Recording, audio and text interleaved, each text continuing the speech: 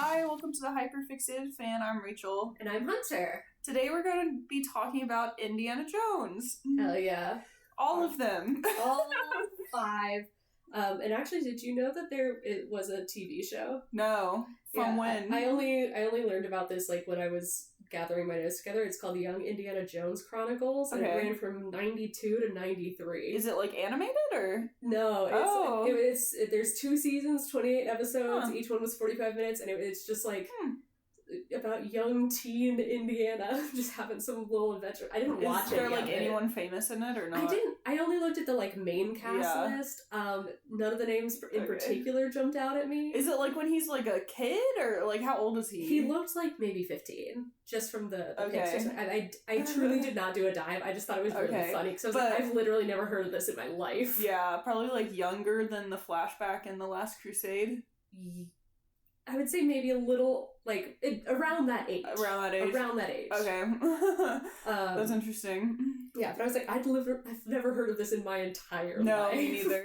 If y'all know about it, tell us about it and your thoughts, because I never knew it existed. So. I just thought that was really funny. Yeah, but we will be talking about all the movies and not the show at all. Yeah, not the show. Fun fact, that existed. Yeah, and, I mean, the game exists. It's a new game. Yeah. I mean, I don't know anything about it, except Harrison Ford likes it, so that's good. It seems super fun. Yeah. I've watched, like, some of the game streamed, and it seems very... like you are in a movie, like you're playing through that's like so nice. the way a movie flows. That's like the type of games I like, you know? Yeah. A story.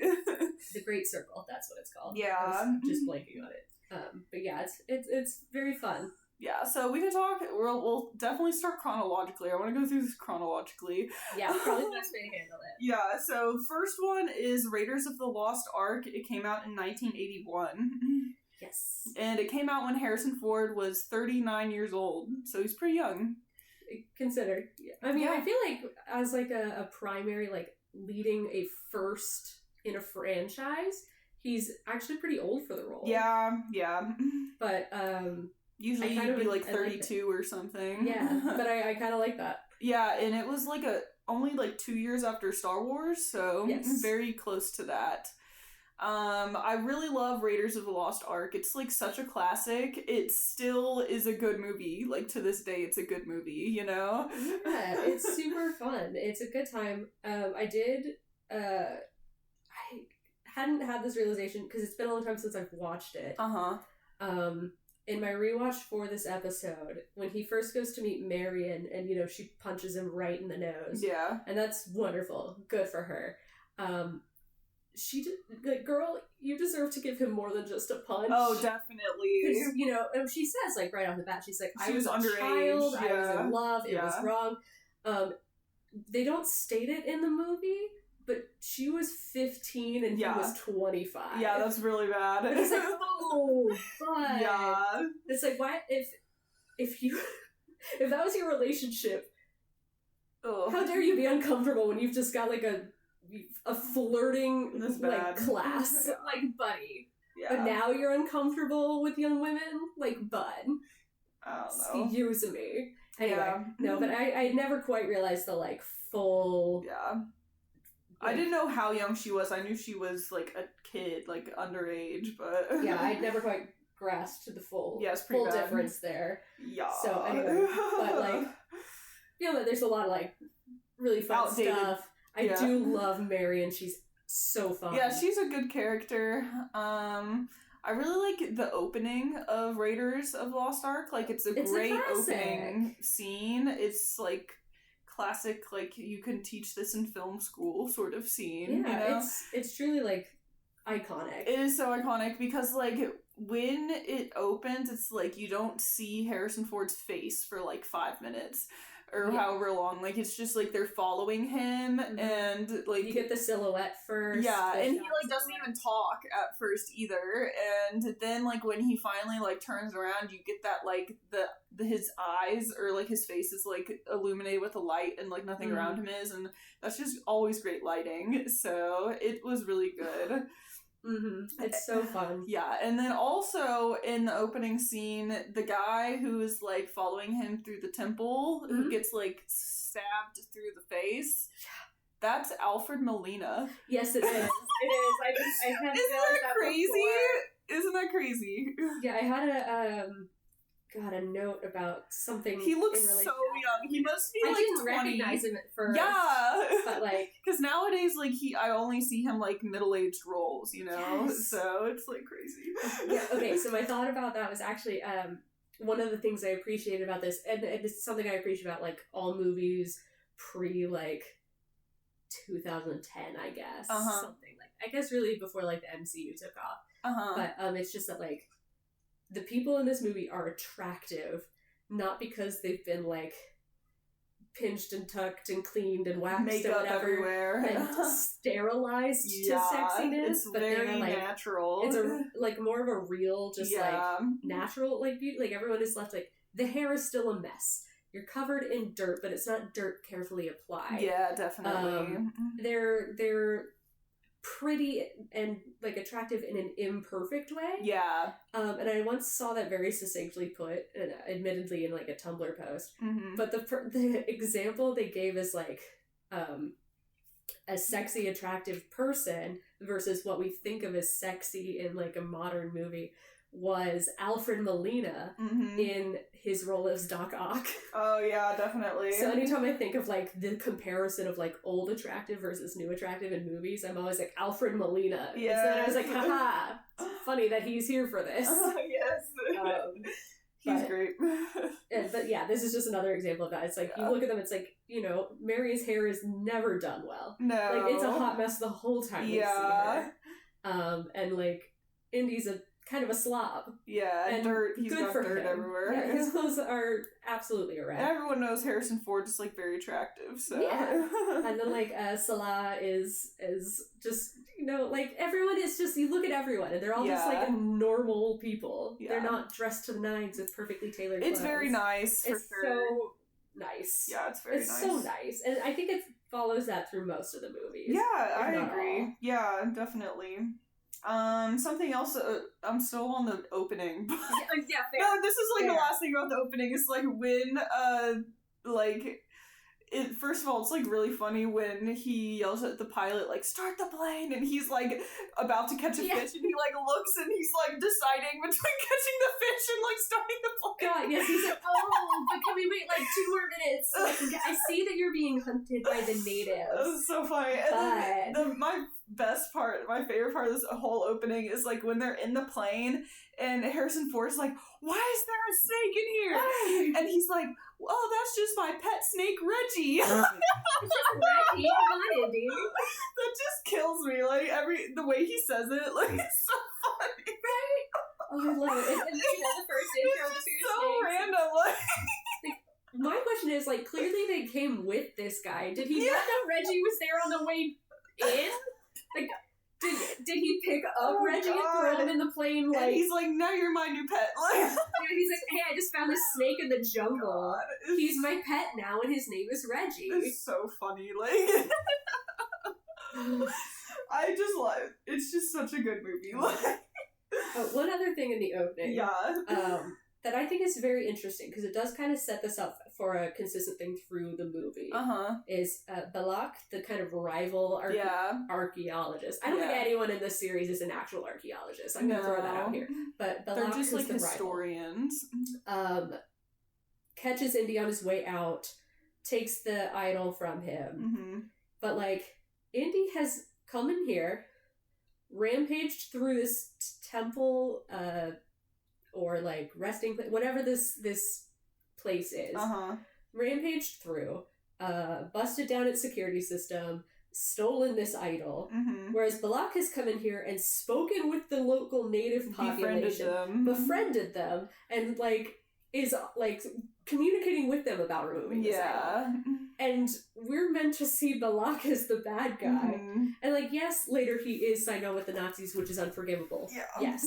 But we also see like his behavior towards Marion is generally much more polite than Indy's. Like, if he were not signed up with the Nazis, I'm like, why is this man not our good guy?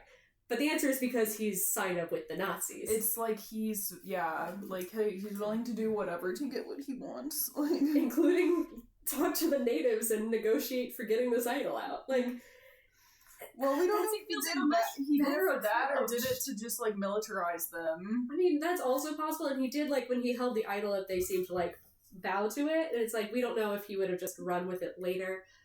But from first glance, it does feel like he was taking the better approach to this. You know what I mean? But he was being more violent, which is never, like, a good thing in, like, movies, you know? Like, as, like, Indy is also a very violent man. Well, yeah, but, like, against Nazis. Like, this brings about one of my questions. Not for the later movies, only for this first one. Uh-huh. Is he fighting the Nazis because they're Nazis? Or just because they're getting the arc first? It's because, like, both, I would say. Because, like, it's set in 1936, which is, like, before World War II, but it's, like, when the Nazi party's in power. So, like, in the 30s, if no one knows this by now, in the 30s, the Nazis were doing really bad shit. Like, like, super fascist, racist, like... Oh, yeah, there were... like, concentration camps were already happening. Yeah. Like, so I would say, like, he already hates them for just being them. Like, it's not about the war, necessarily. Yeah, absolutely.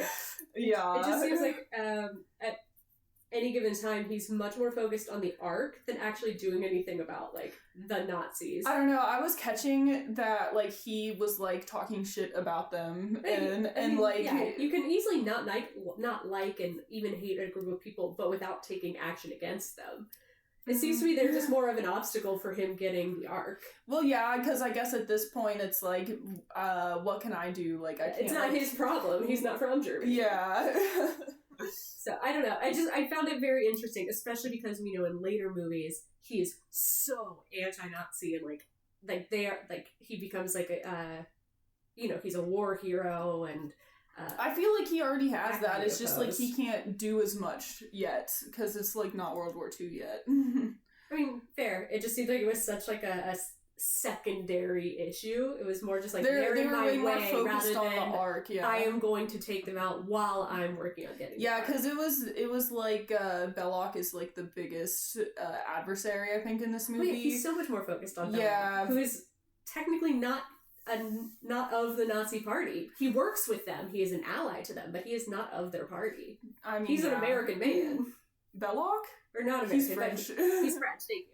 I was like, but he's not, I was like, he's not German, was my point. Yeah, I mean, but he's still, like, a Nazi collaborator, so... For sure. Yeah, but, I mean, yeah, it's just, I mean, I don't know if that matters very much, like... I just think it's an interesting thing to take into consideration. Yeah. Not necessarily, like, to... I think it like, reflects the year that it was set in, sure. Like... I just know, like, there's a lot of talk... always of, like, Indiana Jones being, like, very anti-Nazi, which he is, no question. It's just interesting that, like, that becomes, like, that's his thing later. I mean... when now it's more about the arc and not necessarily who the opposition is. I think he would have... His focus is on the prize, not the people between him and the prize. I mean, I disagree. Like, I think he is focused on the prize, but it's like, he also really doesn't like the Nazis. Like, it's not, like, it's not like, oh, like, the Russians, you know, like, in the fourth movie. Mm-hmm. It's like, no, like, these guys are really bad, and, like, I don't like them. Like, I think it's different. Fair enough. And that's just me, like, watching it, and I was specifically watching them. I suggested we talked about this now, because I'm, like, on the fuck Nazi train. So I was, like, picking up on all of that, because it's, like, what I wanted to see, you know? Fair enough. So I could pick up on it, and yeah. Fair enough. Yeah. Let's see. I did like the vibes, talking about, like, the arc. It gave me very, like, it, like, set the tone more of, like, this is something ancient and, like, very, like, old and powerful sort of thing. And I like that because it's more serious, I think. Like, in the later movies, it's, like, more fun and adventure-y, but this is, like, more serious, I think.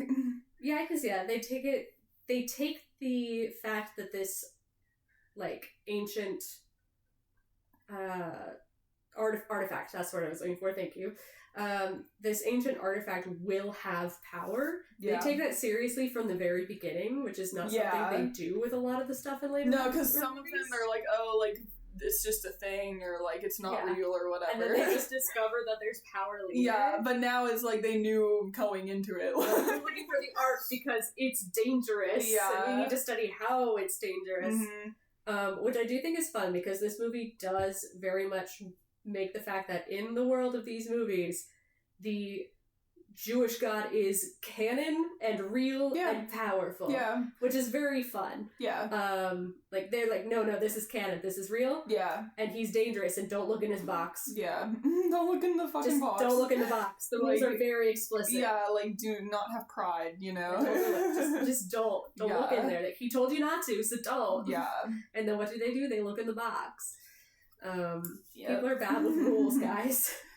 They think they're above God. That's like the original sin, not like of humans, but like Lucifer. I love it. Yeah. It's really good. I like it a lot. I also really like, I wrote a note here, Sala and like Indy's friendship is really nice to see. Sala so much. Like, they're very sweet to each other and they like hug and, you know, it's very cute. I'm like, we need more of that. Like... It was very nice. I love Sala. He's very fun. I love that he does crop up again in later movies because I enjoy him very much. Yeah, me too. He's usually just kind of this jovial figure and like very rarely loses. I think the only time we really see him truly lose it is when Indy almost eats the like poison date. Like, get mad. And not even that, he just is suddenly dead serious. Yes, very serious. He just, like, snatches it out of the air. For sure. And he's like, don't. Yeah. You will die. Yes, definitely. I saw a note somewhere that Sala,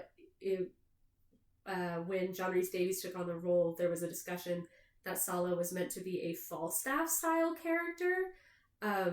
Who is like Falstaff is from some of Shakespeare's history plays, like the Henry plays, who is like sort of an advisor, but like also just a very merry-making guy. It's been so long since I've read them, I don't have. I meant to look this up again after I wrote the note, but I do remember that he was just kind of like, here having a good time, even in the political turmoil and crazy nonsense. And I would love to go back and look at that more, because I like the fact that they're like, no, your minor role as like kind of a minor sidekick just while we're in this section of the world, base it on a Shakespearean history character.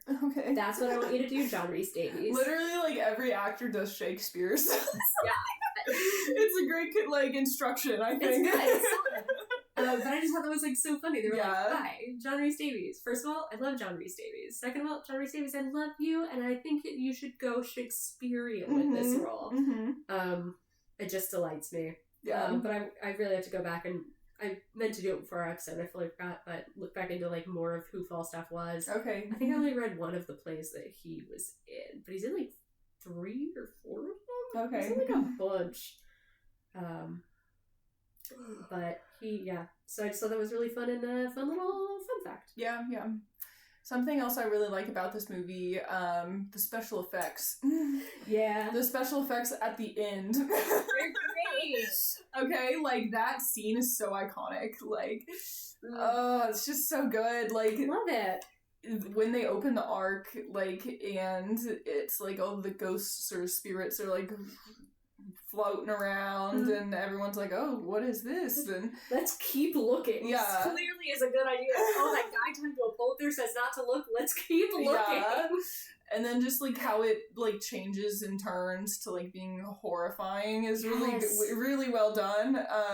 And then the special effects of, like, one of them, like, melts. Yep. I love that one. That was I believe, a wax head that they just blasted with a hairdryer and then, like, just sped up the It's just footage. So great, because it's, like, he's, like, white all of a sudden. But it's so good. It's so good. Like, it's horrific. Oh, it's so great. And then one of them, like, just explodes. which I think they shot with a shotgun. Yeah, which makes sense. I don't even remember what the other one does. The third one implodes. Okay. Which I think they used like a vacuum something or other to do. And I don't remember which of the heads it was. I've looked up a bunch of the trivia because I was having fun with it. I don't remember which one. I want to say it was the implosion. Okay. Was going to make them bump it up from a PG rating to an R rating. It was like... Yeah, because there wasn't PG-13 in the 80s. They invented that for the second movie or the third movie. I don't know. One of the Indiana Jones movies was one of the main reasons they had PG-13. I thought it was Jaws, but... I mean, there were a couple movies in the era, but this was a major contributing factor. Okay. They were like, man, it's too gory, like, it's too much, too drastic. You have to, like, either cut it or you're going to an R rating. And so they're like, what if we just covered the head also in fire? Yeah. So it kind of hides how devastating it is. And they're like, that's fine, that's good. Now children can see this. Yeah, I remember one being on fire. So. I think it's the implosion one. I just, like, when I think about the exploding one and the melting one. And then I read that the like, ghost spirits that are playing out were, like, little mannequin models that they just like floated through the water, like covered in a sheet or like fabric or something, and then like floated it through the water. Yeah, it had a very like watery movement, I would say. Yeah, so that's cool. Which I thought was just like super cool. Yeah, I love learning how they do stuff. Yeah, practical effects are so cool. They're so neat. I love it. So, love that whole movie. It's great. It's good. It's really good. And I like the message, like, religiously of, like, you don't have the pride, like, don't think that you're above God, like, sort of thing. Exactly. I like that, because it's, like, all these people out here doing stupid shit, like, thinking that they can, and it's, like, no, like, you need to be more humble, and, like, you know, like... Just because you can do something doesn't mean you should do something. So. Yes. Just because it's available doesn't mean it's actually good to do. Yeah, so I like that message. I did see that I only think I have notes on this for the first two movies. Okay. But I have some Star Wars references that were in the movie. Oh, really? Because it's, it's Harrison Ford and George Lucas. Yeah, it's only like a few years after Star Wars. So they like stuck a few Okay. So in the first one, when the water plane at the very beginning starts up, the startup noise of the plane is the Millennium Falcon noise. Okay.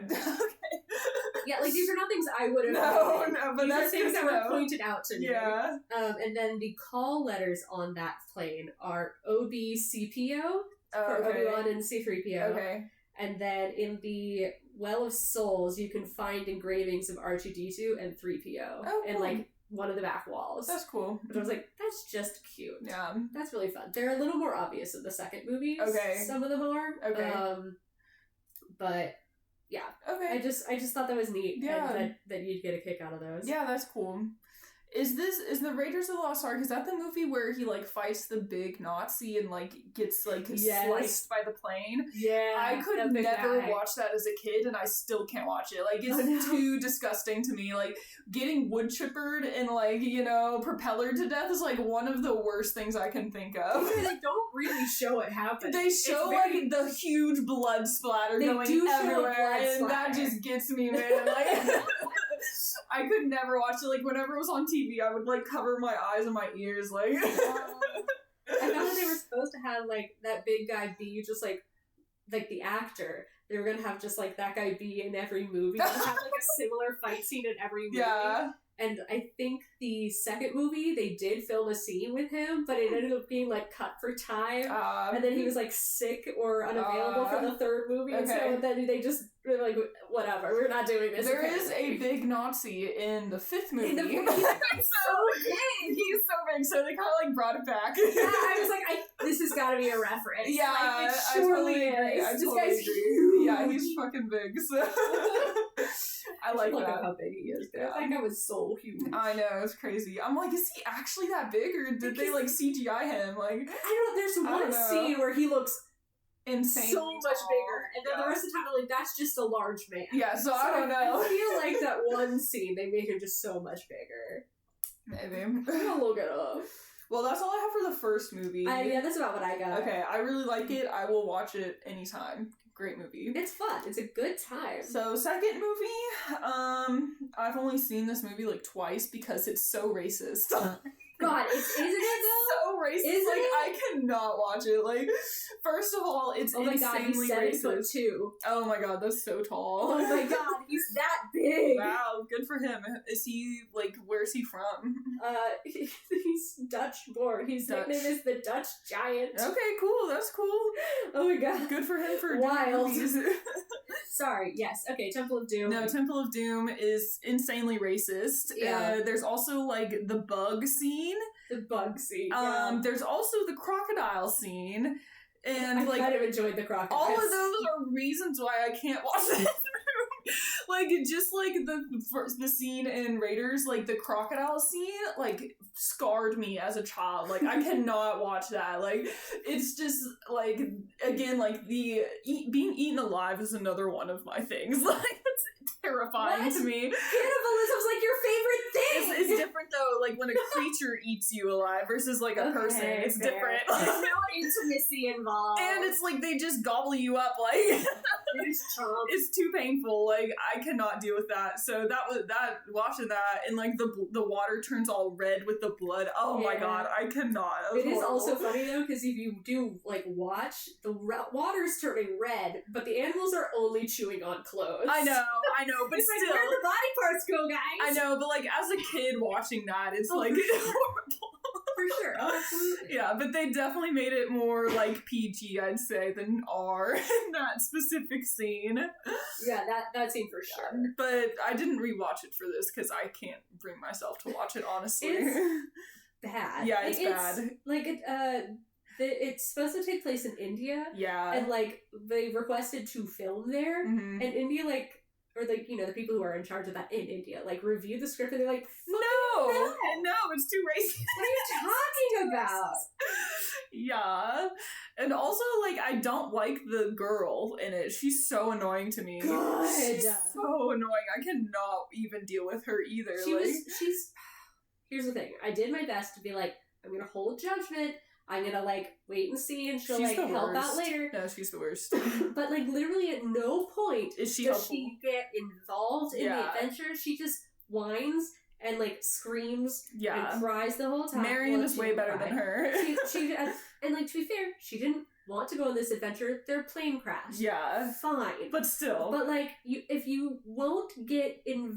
your character refuses to get invested in the story... Yeah. Don't put them in the story. Yeah, like, no one's gonna like that. Like, what's their purpose? Even the actress Kate Capshaw, this is an IMDb trivia, so, like, I don't have a source for this, but, Kate Capshaw did not like her and called her, quote, not much more than a dumb screaming blonde. And it's like, evidently she screams 71 times. God, that's too much. She didn't do anything. Yeah, she did not do anything. Like, and the one time they needed her to do something, the bugs. Unlock the door, she was like, what if I spend 20 minutes just standing here instead of reaching in and opening the door? And they're like, we are literally gonna die. And she's like, but there's bugs. It's like, well, the bugs aren't gonna go away. Yeah. So suck it up and open the door before they die.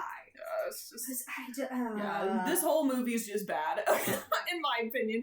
Like, even, like, Kei Kwan is so cute in this movie. He's a delight. But, like, I still can't watch it, like, even for him. He was, like, the only thing that truly yeah, he was the redeeming factor, but even then, like, yeah, that's all I have to say. God, yeah. I just, like, and then, like, that's literally all I wrote down. Amazing. Yeah, no, I have some others, like, I just, another thing about the character Willie, I was just like, maybe it's the Arrow Ace in me, but there's literally no chemistry between her and Indy. Why did they kiss? It's forced hetero. He basically ignored her until he had to save her, and then they kissed. Yeah, it's like content, like, they have no chemistry. Yeah, and then, like, when I was rewatching it, I was talking with my roommate about, like, just the meal scene, you know? We were just like, gosh, why is this like this? It's like, we know what Indian food is. Where's the curries? Where's samosas? Where's, like, the most blatantly Americanized, like, even if you're just basing it on what you know from America, like tikka masala. Yeah, it's just so racist. Where is rice? Yeah. The staple food. Literally. And they're like, monkey brains, I think. Yeah, it's like ridiculous. One cool thing is that now not only have we established that the Hebrew god is real and has power in this world, so does the Hindu pantheon, or at the very least Kali and Shiva. Yeah, with the heart thing. Yeah. Shiva like allows brainwashing, or I guess it's more blatant mind control. Yeah. And then like you can rip out someone's heart and they would still be alive. Yeah. So those, and then Shiva's power at the end brought the stone's power to burn what's his name, so that he then plummeted into the alligators. So both of those two of the pantheon, Shiva and who? Kali, yeah. Fun fact: Kali, goddess of time, death, and destruction. Yeah, Kali's which cool. Is very cool, and worshipped as a divine mother and divine feminine energy. Yeah, which we love that. We love that. I found like a bunch of cool art of her. Yes. And a lot of the art of her has her like tongue sticking out like real silly. And her leg planted on a guy. Yeah. And it's because the tongue is out because she's going, "Oops, I stepped on my husband." That was very funny. Yeah, Kali's cool. If there's something I don't know about the story, like please let me know, or if I got any info wrong. Yeah. Because I mostly just looked at like some quick wiki articles, like whatever. But so I was looking it up while I was watching the movie. Nice. But like I thought it was super cool. Yeah. For Star Wars references. The club they go to at the very beginning, where the China one, where all of the dancers look like they're Chinese, but they are white women in black wigs. I don't even know that. Oh my god, it took me a second. So I was like, wow, why is this blonde woman like the head dancer at this Chinese club? I was like, all of these dancers are white women just dressed like they're Chinese. Yikes. But the club is called Club Obi-Wan. Cool. When the lava pit opens in the temple, it makes a lightsaber sound. Oh, cool. I would catch that. that. The lightsaber sound is very distinctive. I think it has like other stuff going on with it, but it is there. Part of the sound. There is the moment when Short Round and Indy are being like crushed by the ceiling, which is reminiscent of the like trash compactor. Yeah. We have the moment of Indy chasing a guy off screen one way, and then you turn around and Indy's being chased back by the other guys the other way, which you see in Star Wars. And then the last one was when they're on the mine carts and they're coming up on a split tunnel. The tunnel they're supposed to go, the good tunnel, is lit up in blue, and the bad tunnel that they're not supposed to go down, that they do go down, is the red tunnel, aka lightsaber colors. The Sith and the Jedi colors. Exactly.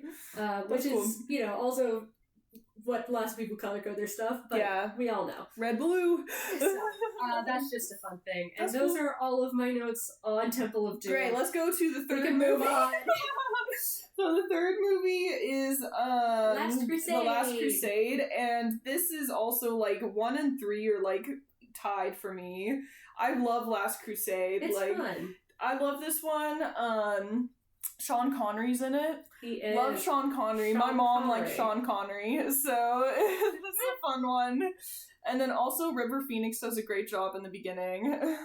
It's just a good movie. It's a great movie. The opening is so good, and it's like it explains a lot of Indy's character. Yeah, he just like saw one man as a child imprinted on him immediately, and was like, "That's what I'm doing for the rest of my life." The hat, the whip, the snakes, the like stupid leather it's all jacket. there. It's all there, and it's great. I just think it's great. And it was like, "That's me for the rest of my life." Yeah.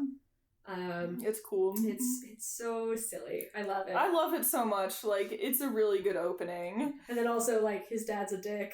Yeah. Oh man, Henry. Literally, like, this movie I wrote down like daddy issues movie. God, yeah. Sean Connery's a bad dad. He's like, the worst. When they were talking in the Zeppelin, and he was like, "What did I do wrong? Like, how was I a bad father?" He's like, "Are you fucking kidding?" He's like, "Oh, you want to talk? Talk now. What do you want to talk about?" And then he's like, "Are you kidding me?" He's like, "Oh, you don't have anything to talk about? Then let's work." Yeah, it's like ridiculous. Henry, just like. And then, like, as soon as he thinks something's happened to Indy, he's like, "Oh, I should have talked to him if only there was time." It's like, you had time! up in the Zeppelin, Henry. Yeah. And he's like, I was a great father. Like, I never, like, bugged you to do your chores gave you and whatever. independence. And I'm like, that's just neglect, my dude. Neglect. Like, it's so bad. God, yeah, my note on that is that Indy may be a piece of shit sometimes, but at least we know where he got it from. Fuck Henry. Definitely got it from him. Oh, it was pretty rough. Oh, it's so rude. It's so rude. He's the worst. Let's see. What else do I have here? Marcus is good in this movie. He's so funny to me. The scene where they get captured by the Nazis and Harrison Ford is like, you'll never find him. He'll, like, disappear. He'll be a ghost. And then it cuts to him, like... He's, like, asking everyone does anyone speak English? I can speak Latin. That's so funny. Just like the cut to that is so funny to me because like when he's like hyping him up, the camera's like zooming in on him, so it's like so serious. I know his poor Brody can't catch a break. Just let him go back to his silly little job and his silly little museum. It's so funny. Like, I love this movie so much. This is like the peak like fuck Nazi movie. Like, it's so good. It's so good. It's so fun. Yeah, I have, I know that Dr. Elsa is gonna be a traitor and a Nazi, but at least she engages with the mystery and adventure. I could do without the flirting, though. Followed up with Schneider being a Nazi is literally the least surprising plot twist of all time, and the other guy's betrayal is also pretty obvious. Yeah. And everyone in the show is like, what? How could you betray me, Dr. Jones? How dare you be a Nazi? And I'm like, bro, look at her. Yeah. She's German, man! But still, yeah. She's a blonde German accent obsessing over occult items. What during were you World War expecting? II, like, I feel like all Germans in World War II are, like, suspect. I mean, honestly, you just gotta check that shit out. Like, he didn't even question it! No, exactly, yeah. Like, dude! Everyone saw this coming. Yeah. Like, how was... And like, there's the scene where he, like, oh no, someone ransacked my room searching for something. Let me go to Elsa's room. And she's, like, listening to music and didn't hear anything. He's like, someone ransacked her room while she was in the bathtub. Like, okay. No one... she definitely would, like... How could she have not noticed it? I'm not gonna question it. Elsa, something's wrong. Someone's after us. Pretty stupid. Oh my god. That's pretty stupid. Indy, I know you have a brain. Come on, use it. Yeah. And then his dad is like, Indy, she's a Nazi. And he's like, no, clearly she's not. I'm gonna hand over the journal. Just a bit He's stupid. so stupid. Yeah.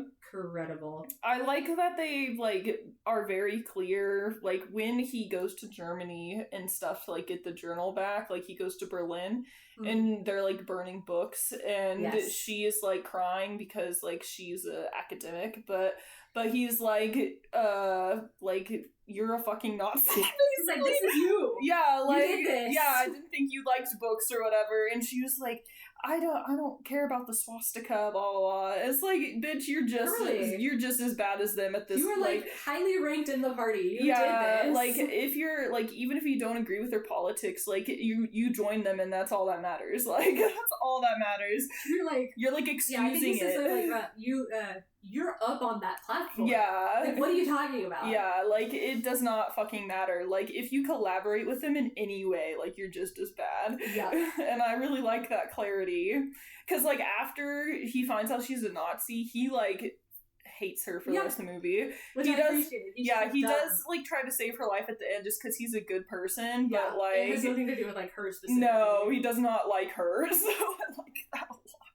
Yeah, and I noted I was like, she'll be so sympathetic as a character just because of, like, she's a Nazi. She's a honeypot. She willingly assists in no one feels bad for her at all. And the other. And I was like, she doesn't even regret her actions. No. She only regrets that, like, Indiana doesn't like them. Exactly. That's so all. Yeah. And it's like, gosh, I remember, like, when they're all in a car, like, driving, and, like, Marcus is in the car or something, and, like, he says something like, you don't even know what you're doing, or, like, you're being so stupid, and she, like, looks a bit, like, freaked out at that. It's like, bitch. Babe. What?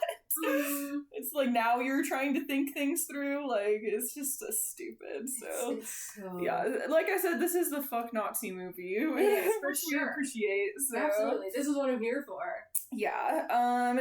When he's in Berlin, it's so funny that he comes face to face with Hitler and he signs the book. That's just so funny to me. Yeah, I have the Hitler autograph scene. It's just hilarious. So funny. It's very iconic too. Like they're just like face to face, and he's just like, "Here's like, the book, sir." Yeah. And Hitler's like, "Ah, yes, autograph. Here you go. Yeah. Have a nice day." Yeah, it's so funny. Like, oh my god, because he's like, "What the fuck am I supposed to do in this situation?" Like, what do you do? You can't do anything. You can't do anything. Like, I mean, like, you wish you could just be like, bang, but like, you're in the middle of Berlin. Yeah, you can't do anything. You can't do it. Even if he pulled a gun, he wouldn't be able to shoot him. Like, yeah, there's too many people. Yeah. He was like crowded in on every side. Exactly. So it's so it funny. is really funny. And then like he's like, oh, maybe he knows who I am. I'll hand over the book, and then I won't. And maybe I'll live, and then he's just like, a fan. Yeah. It kind of gives me the vibes of, like, is he gonna buy this? Like, can he sign this, or am I gonna get discovered? Like, I don't even know what's gonna happen here. Yeah, took a chance. I did think what was really funny, and this goes back a little bit to the second movie. Indy says to Willie, because she's like, I half thought you were gonna, like, keep the stone instead of giving it to this little village. And he says, it would just end up in some museum collecting dust. And then we get to the third one, and he's talking about, like, you know, the Grail. And he says, that belongs in a museum. Or maybe he's talking about the thing at the very beginning, the whatever. The cross. The cross, yeah. That's a and classic he says, that belongs in a museum. And I'm like, man, dude, what happened? But I just think it's so interesting, like, such a distinction, which, to be fair, like, the Temple of Doom was a prequel, but, so, like, it has been, like, a decent amount of time, but it's just, it's an interesting dichotomy when that belongs in a museum has become, like, his slogan. Yeah, it is his slogan. That hit, like, this second one ended on, it would just end up in some museum. Yeah. Like, I thought that was, like, exactly your shtick. I think that's why they put it in there, like... But I just always it's funny, yeah. We get Salah back for this one for a little while. Yeah, he helps everyone out. And then I think, of the tests, the 3 tests. Yes. The very first one, the penitent man test. Yeah. I think it's extremely rude. Yeah. Because, like, the thing is, like, a penitent man kneels before God. Exactly. So you're supposed to, like, kneel. But then there's a blade that comes up from the floor. Yeah, it's like, what? Like, you asked him to kneel, and does then the penitent man, like, roll? Like, the penitent man does really good somersaults. Yeah, they should have just kept the head level one. Right? Like, that would make more sense. Yeah. And also, like, would those blades still be sharp after, like, 1,000 years? Like, not. what? Since when has that ever mattered? Yeah, so that one didn't make a lot of sense. The other two made sense. The other two worked, yeah. But also, like, the name of God, like, God has so many names. Right? I was like, wouldn't it be, like, I've always heard Yahweh as the name of God, so... Although we are talking about Catholics who set this up. Like the Holy Grail stuff? Yeah. Okay. I don't really... That makes sense, but I don't, like, know the... Because if he was talking about, like, Latin... Yeah. If he was spelling it out in Latin, it would probably have been more of, like, the Catholics setting it up. Okay. So and Yahweh is all the Crusaders were Catholics? I believe so. Okay, I don't fucking know. Crusades. That would make sense because it's, like, that was a long-ass time ago. So. Yeah, but it's just, like, okay. Okay. Yeah. But I said the same thing. I was like, are we sure this is the right version? Exactly. Is this the right name that we're picking? Yeah, it's like, whatever, man. Okay, sure. Yeah. And then honestly, when they finally get to the Grail Night, the Guard Night, they wreck his whole deal. That man's been down there for 1,000 plus years. And he's like, okay, great. You are here to replace me so I can, like, leave. Yeah. He's like, I want to die. Like, I'm ready to rest. You can go down here and be the guard. Yeah. And you will not let anyone who's unworthy come in here, and we don't let the Grail leave, and we don't drink it, and we just leave it as is. It's just more complicated than that, unfortunately. And then he's like, well, great, I'm letting in 2 Nazis, and then I'm gonna take the Grail out of this room immediately to heal my dad, and then we're gonna drop it down a chasm. Well, they did not do that on purpose. But... How does it sound to you, Grail? Right? And he's like, sounds great. Thumbs up, I'm gonna die now. I mean, if they drop it down the chasm, that's really great, because it's who the fuck is gonna find that now? Absolutely. It does a better job than the Grail Knight did dropping it down the chasm. Yeah, definitely. But it's just that man waited 1,000 years just to watch it all fall apart on his last day. Yeah, as things happen like that.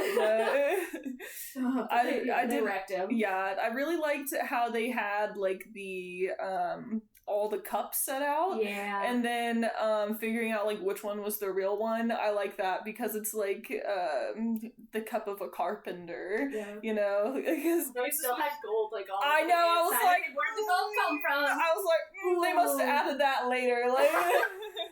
We gotta make it special somehow. Yeah, but I just really liked that because it's Jesus was poor, you know? Mm-hmm. It just goes back to the actual Bible instead of the hyping it up afterwards sort of thing. Yeah. So I like that. And so now we've proven that the Jewish goddess is canon.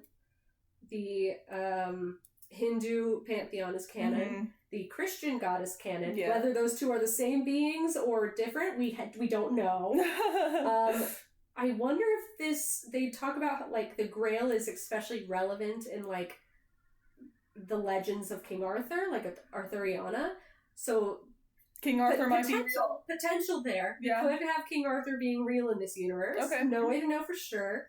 But we know that at least those 3 and also Jesus is real. Jesus is real. Jesus is definitely real in this world. So those That's 3 nice. Deity sets, canon, real in Indy's universe, which it's fun. Kind of figuring. It is very fun. I mean, the fun thing about watching movies like this is all the things that you. Or myths are real. Everyone loves that, you know? It's great. It's very romantic and exciting. I love it. It's great. And then also something that I wrote down is where they go into the Grail area, you know, the thing carved on the side of the cliff. That's Petra in Jordan. It's a whole city carved into the cliffs. Neat, I didn't know that. Yeah, that's the most famous one. So it's very, very impressive that they were able to film there. Yeah. In, I believe this was 89. So that's very, very impressive. And my grandparents have been there. So I just think it's really cool. And they also I don't know if they for real filmed this or they just did a CGI background.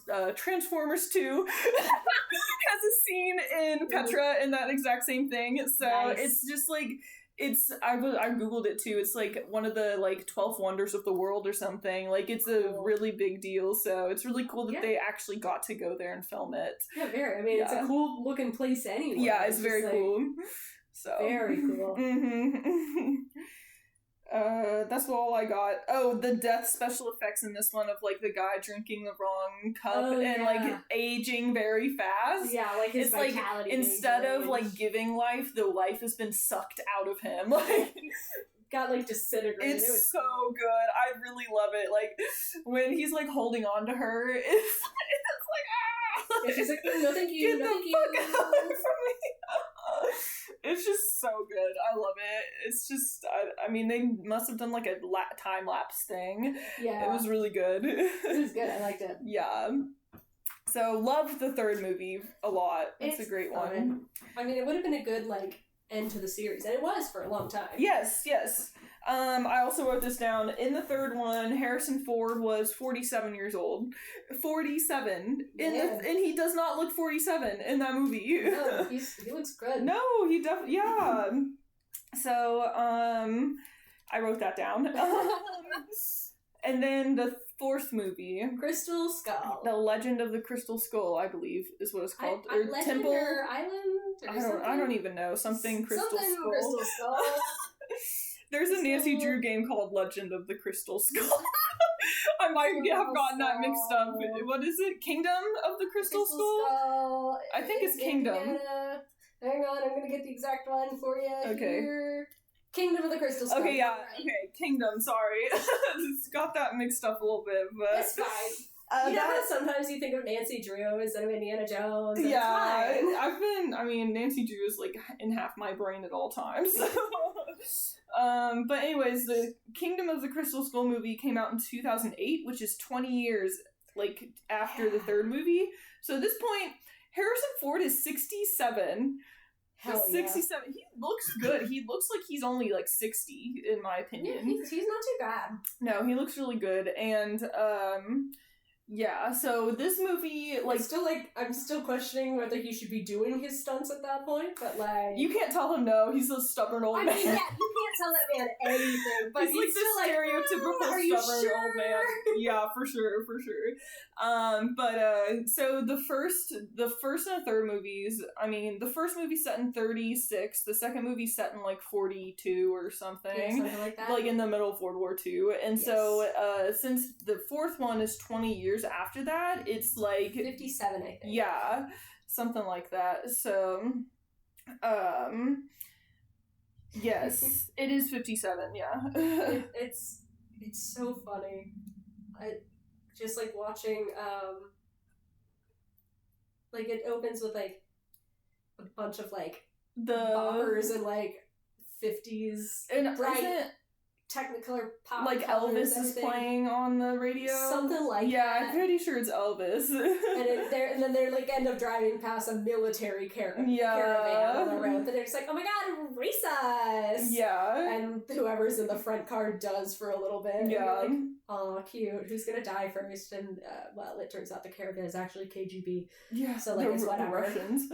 Yeah, and then they, like, pull away, and the Elvis song goes away, and then it's, like, serious, because it's, like, Area 51, like, you know where we are now, like... Yeah. Which is fun. So, I like that opening, because... It is good. I think Cate Blanchett's character is cool. Yeah, she's fun. She fights with rapiers. I love that. There should be more sword fighting in movies. Yeah. There definitely should be. We can't like, we have some good sword fighting in Pirates of the Caribbean, but, like, still, we need, like, more sword fighting, please. We need sword fights in things that aren't just fantasy. Yeah. Like, throw them in anything. Yeah, like, this is set in the 50s, like, sword fighting. That's pretty cool. Yeah. That's pretty cool. Like, exactly. Like, can't we have some modern day sword fights? Like, let's do it. Yeah. So, I liked that a lot.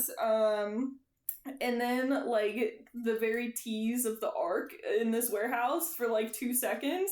Love that. A little cameo. It's so good. A little Easter egg. Because it's the same warehouse where at the very end of the first movie we see like the Ark packed away in a wooden crate and just tucked away in the back behind a million other identical crates. Which tracks. Like, it's just like, question marks. Yeah. Okay. Yeah. But they're here to find a different box, not the Ark. Something like some other insane thing. Like, it's like they put all of the crazy shit in this one warehouse. Like, they find an alien. They find a magnetic alien. The Roswell alien. Yeah. That Indy apparently like helped investigate back when he was in OSS. Yeah. When he was a spy. Yeah. So that's pretty cool. When they tried to tell me that Indiana Jones was a spy for the OSS, I don't believe it. Okay. Because there is absolutely no one worse at being covert and subtle and stealthy. He also just doesn't know any German. There's also that. He can't speak a German. And like anytime he gets caught in the middle of something, he just punches. He just like stands there like, and then in throws shock a punch. And then punches someone. Yeah, it's like, you can't do that when you're a spy. Sometimes you have to like be good at lying, and he's not. It's so funny. Like, what do you mean this man was a spy? But like whatever. I like the lore, but it's funny to imagine. It's like so good. So yeah, that's fun, and it's cool because it's like you're still in a historical time period. Yeah. I mean, all these movies are set in the past, yes. but like the 50s, like the Cold War. Yes. McCarthyism is at its peak. It's very much at its peak. Like you have the CIA or whoever like interrogating him. Like yeah, it's crazy. Oh, and he helps the KGB, Kate Blanchett, whatever her name is, yeah, get this magnetic alien skeleton. Yeah. And then runs away. He's also betrayed by his friend Mac. Yeah. Who is working now with the KGB, and he's yeah. like, why do so many of his friends betray him? That's a whole different issue. But he manages to book it, get away. Yeah. And he ends up in one of those like nuclear test towns where they test the nuclear bombs. Yeah. And he hides in a refrigerator, a lead-lined refrigerator, as they drop the bomb. Yeah. Which that's not gonna work. No, it's not possible. First of all, you couldn't like you couldn't keep it closed. You know, there's no handle on the inside of a fridge. Correct. But like also it would just atomize the fridge. Yeah, even if it's lead lined or whatever, like it's gonna fucking disintegrate. You're that close to where it drops, everything is gone. Yeah, like the whole fridge is not made of lead. Like so that wouldn't save him. And then also like if he's flying through the air and like it comes down or lands on the ground, you're gonna break bones in that refrigerator. Yes. Like and also even if for whatever reason the fridge did get launched instead of it disintegrating immediately, and he landed well enough that he didn't break everything. He has so much radioactivity, you know? Yeah, he's radioactive, and he gets out of the fridge. He's still so close to the blast zone. Yeah. He would have been hit by the shockwave and also disintegrated. Yeah, like, they definitely, like, downplay how powerful nukes are. Yeah, he would have died, like, 3 times over. Yeah, like, you are dead if you're doing that, so... It is, like... It's laughable. Yeah, it is. The whole scenario is just, like, laughable. movie logic, like... it's so... funny. And it's, like... Okay, fine, this is a silly little adventure movie, but it's also like, you didn't have to do this. No, they just went over the top, like, they're just very much setting the mood of, like, I mean, the 50s is, like, the fear of nuclear fallout, so they were very much putting that in there. And then it gets scooped up from there by the CIA, and then they're like, so you say you were being hunted down by the KGB we saw in the area. What if you were working with them? Yeah. So that's where we get really introduced to the like suspicion and the McCarthyism Red Scare stuff. That's kind of where it really starts. I like that they pulled in a lot of like stuff from this time period, like also when we get to Shia LaBeouf, just like the leather jacket guys versus like the Letterman jacket guys, like in the 50s, like that's so real, like Greaser Shia LaBeouf. Yeah. Bless his heart. Yeah. He was trying. He was good in this movie. He did fine. Unfortunately, he's not a good person. But I mean, the thing is, he was fine. It's just that they didn't give him any character. They gave him, like, rebellious teenager, basically. His character traits were motorcycle, switchblade, and leather jacket. Indian Marion's son. Yeah. Those were the only character traits he had. I don't know, he had sword as well. Oh, that's fair, he did have sword. He did have sword. Yeah. That's it, he had 3 character traits, and sword was only useful for 5 minutes. Yeah, he was just like a rebellious teenager to me. Yeah, like, that's the vibes. Yeah, there just wasn't a lot for him to No, I still think he did a good job. He did fine. Yeah, he did fine. Yeah. There was just like... And I also liked their relationship in this movie, like, before that they find out that they're, like, related. He is, like, there's this one part where he was like, your name is Mud, like, what kind of a name is that? And he's like, that's the one I chose, you got a fucking problem with it? And then Indy immediately thinks back to the fact that his name is Henry and he's gone by Indy his entire life, and he's like, no, that's fine. Yeah. That's great, actually. Good job. Good choice. And I like that. And then also, he says something like, oh, are you gonna be fixing motorcycles your whole life? And he's like, what about it? Maybe I am, actually. And he's like, no, nothing's wrong with that if you like doing it. Like, yeah, like, don't let anyone tell you otherwise. That's fine. Yeah. And he's like, oh, I'm your dad? Just kidding. You're going back to school.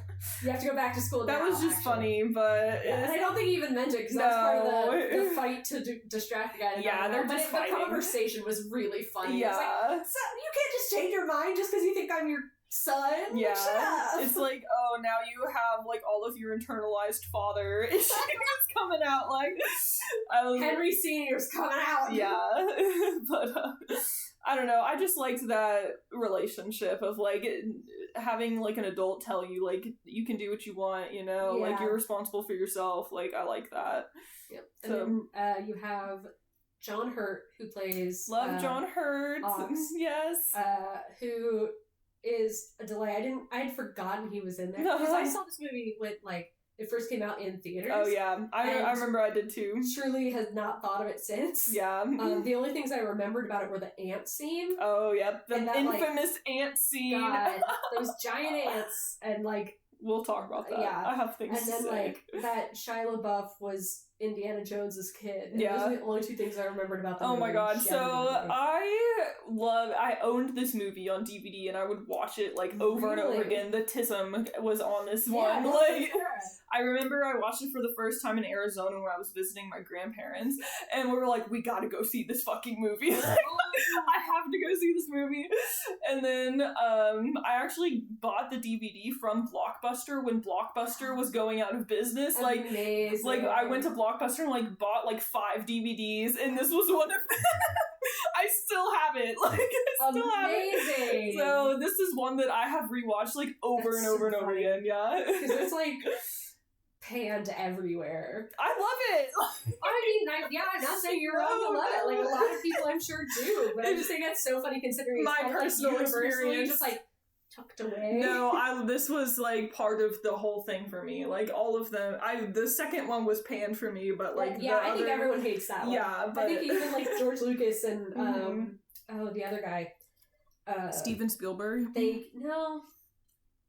Whoever helped with writing. I don't think it was Spielberg. I don't know. Maybe it was Spielberg. Maybe it was those two. But either way, I'm pretty sure even they were like, we were in a bad place when we made that. We have regrets. Yes. But I love this movie. Let me see what other notes I have. Oh, Karen Allen is in this one too, which I love. Like, good for her. Like, great. She is great, and she is like mom in this movie. She is such a mom. Like, it's so sweet to see. And at the same time, she's like still herself. Yeah, she's very herself. Like, very little has changed except stubborn. She's just like, God, shut up, mutt. Anyway. Yeah, she's very but in stubborn. a very loving way. Yeah. Which I do enjoy. I really love about this movie is the family vibes. Like, I really love it. And that's why I don't know, I really like it so much. Yeah. Like, they have so much banter, you know. Yes.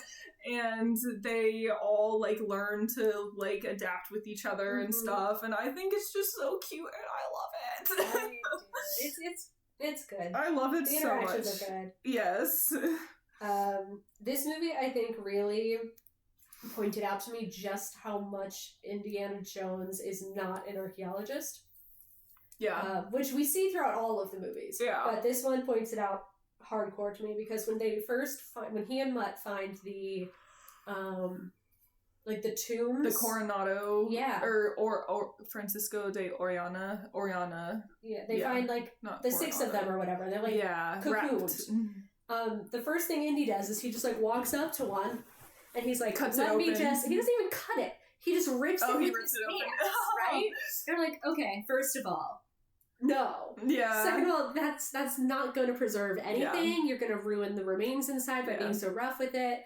Like, I have never, like, this is not my job. I don't know how to do shit, but I know that much. Yeah. And he just, like, rips it open. He's like, look, Mutt, a perfectly preserved corpse in there, right there. Yeah. And he's like, wow. And then they, like, watch it start to, like, that's pretty cool. And it's very cool. It's very cool. And he's like, whoa, why did you do that? And he's like, well, it's been perfectly preserved for however many hundreds of years. You know, the humid air doesn't agree with it. Yeah. Like, you knew that was going to happen. Yeah. And you did that anyway. And now you've lost your perfectly preserved corpse in there that you could have used like, that you could have done scans on, you could have done, like, whatever, x-rays, whatever, it's gone now. Yeah, he's it's definitely gone. more of a treasure hunter. He's just like a historian. You have destroyed so much evidence of the past. Yeah. And then he's like, well, enough of that. Anyway, let's go do it again to that one so I can find the skull. To be fair, that one had already also been caved in a little bit, but it's like, yeah. Imagine the knowledge you could have gained here. No, for sure. And he does this consistently. Yeah. And I'm just, like, so mad about it every time he does, because, like, you are destroying valuable knowledge and invading these spaces and doing it wrong and breaking everything. What are you teaching the young archaeologists in class? Are you teaching them to behave like this? Yeah.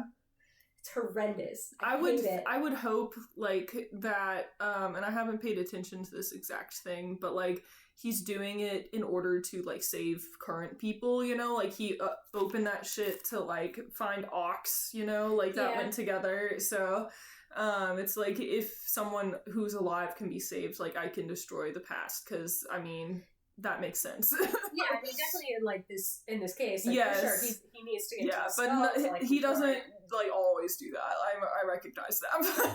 in the very first movie, when he has the, like, Staff of Ra, and he gets down in there where he has to, like, hold it up to get the, like, sunbeam or whatever. He does have his little, like brush. The little brush. And that is the only time we see an archeologist tool in the whole series. True. That's so true. That is it. That tiny little brush, and it's gone forever. Yeah. Because I was like, oh, nice, he's got his tools, and then that was it. Yeah. It was gone. And I was like, oh, okay, that's now fine, he's more of Indiana Jones. He's an adventurer, not an archaeologist. Yeah. It's just, I'm like, buddy, you can't keep calling yourself that. We know you're lying. But, you want to talk about the ants? We can talk about the ants if we must, yes. Okay, so I would rewatch this movie, like I said, multiple times. My sister would never watch it with me because she hated the ant scene. Yeah, because they're terrible. They're bad to look at. I watched the whole bug scene in Temple of Doom, and I was like, this kind of sucks. And then I was like, oh, we're getting to the ant scene anyway. So I can deal with the ant scene because they're very much like CGI'd, you know? Yeah, they look fake as all They're very fake, but like the worst part of it for me is when they go into that guy's mouth. That is the worst part. That's the part that I'm like, okay, I'll cross the line for me. No reason for them to do that. It's disgusting. They did not need and just to like do that. imagining that, just imagining that, like it would suffocate you, and it's just horrible. It's disgusting. And to be fair, part of it was not as bad as I had remembered it being, because like at one point you see a guy like fall into him, and they like absolutely completely cover him. But it's like in The Mummy when the scarabs completely cover that guy. It's the same thing. Yeah, and in my head, it was more like the scarabs where I thought they like fully just ate him and dissolved him away. No. But no, they are just like covering him, which is also bad. Yeah. Because I cannot imagine the amount of pain I know. But I had like in my head from my, preteen memories or whatever age I was, picturing like they swarm him and then he's gone, which does not happen. No. Which is slightly better. Slightly, yeah. But yeah, just the shot of the ants crawling on that guy's face and then down his mouth. It's so bad. It's not like just a couple. It's like they're streaming in there. They're streaming in there. Like it's horrible. Yeah. Why wouldn't anyone just kill that man? Yeah, I would do that. They should have. They should have just killed that man. Yeah, they definitely should have just shot him. Like, there's no going back from that. Yeah, it's only when he like gets in the hole of the anthill that he finally dies. He just stops moving. Yeah. It's like he should have died way before that. I still remember seeing something about the like Schmidt pain index. Yeah. Because those ants are, if not a real thing, they're based on a real thing. Yeah. And those suckers are pretty high up on the pain index. Yeah. It's horrible. It's bad to think about. Yeah. I kind of hate it. Yeah. That's definitely, like, the worst. So, it's a very memorable scene, too. Like, everyone knows that scene. Yeah, you're like, oh, have you seen the Crystal Skull movie? Cool. The ants? Yeah. The ants? And everyone's like, oh, the ants.